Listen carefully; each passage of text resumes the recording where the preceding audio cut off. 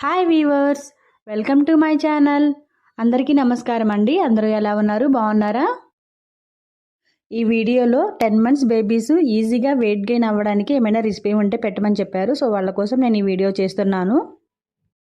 ఇది చాలా healthy food అండి. ఇంకా మనము ఓట్స్ యూజ్ చేసాం కాబట్టి ఓట్స్లో రిచ్ విటమిన్స్ ఉంటాయి, ఫైబర్స్ అనేటివి ఎక్కువ ఉంటాయి. సో పిల్లలకి ఈ ఫుడ్ కంపల్సరీగా మనం పెట్టాలి. వీడియో లాస్ట్ వరకు చూడండి, స్కిప్ చేయకుండా చూడండి. లాస్ట్లో ఒక రెమెడీ చెప్పాను, అది తప్పకుండా పాటించాలి ఈ ఫుడ్ పెట్టాలి అంటే.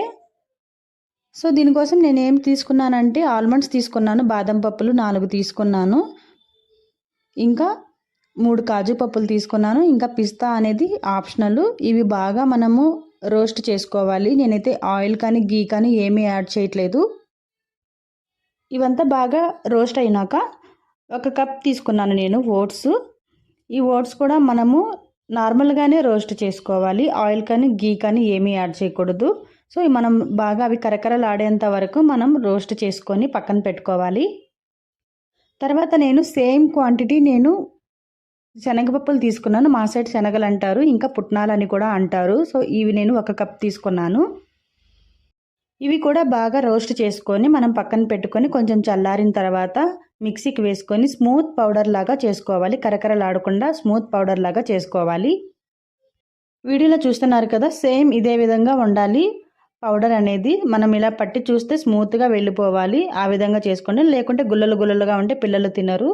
ఆ తర్వాత స్టవ్ మీద ఒక పాన్ తీసుకొని దానిలోకి నేను 1 స్పూన్ యాడ్ చేశాను ఈ ఓట్స్ పొడి. ఇంకా రాగిపిండి తీసుకున్నాను, 2 స్పూన్స్ తీసుకున్నాను రాగిపిండి. ఇంకా కావాలంటే మనము ఈక్వల్గా కూడా యాడ్ చేసుకోవచ్చు. ఇవంతా కొంచెం బాగా కలుపుకొని నేను 1 ఫుల్ గ్లాస్ వాటర్ వేసాను. కొంచెం లిక్విడ్గా ఉండాలి, ఆ విధంగా కలుపుకోవాలి. తర్వాత మనం స్టవ్ ఆన్ చేసుకొని ఇది బాగా ఉడకనివ్వాలి. మధ్య మధ్యలో కలుపుతూ ఉండాలి, ఎందుకంటే తొందరగా మాడంటుకుపోతుంది. మనం శనగలు వేసాం కదా, సో తొందరగా మాడంటుకుంటుంది. మాడంటకుండా కలబెడుతూ ఉండండి.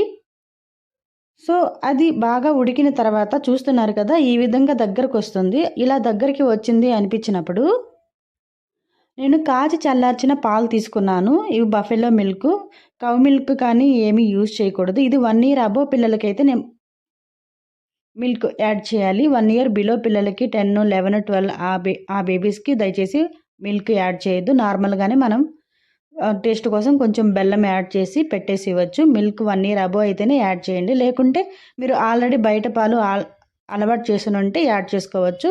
అలవాటు చేయని వాళ్ళు, బ్రెస్ట్ ఫీడింగ్ ఇస్తున్న వాళ్ళు మిల్క్ యాడ్ చేయాల్సిన అవసరం లేదు.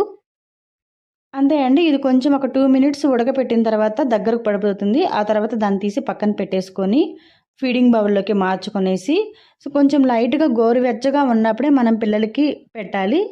సో రెమెడీ అని చెప్పాను కదా స్టార్టింగ్లో, ఇదేనండి. ఇది మనం రాగిపిండి యాడ్ చేసాం కాబట్టి చల్లారే కొంది అది లిక్విడ్గా అయిపోతుంది. సో కొంచెం వెచ్చగా పిల్లలు తినేంతలాగా కొంచెం వేడిగా ఉండేటట్టు చూసుకొని పిల్లలకి పెట్టండి.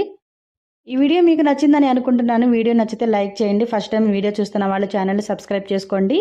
Thank you so much watching my video. Bye.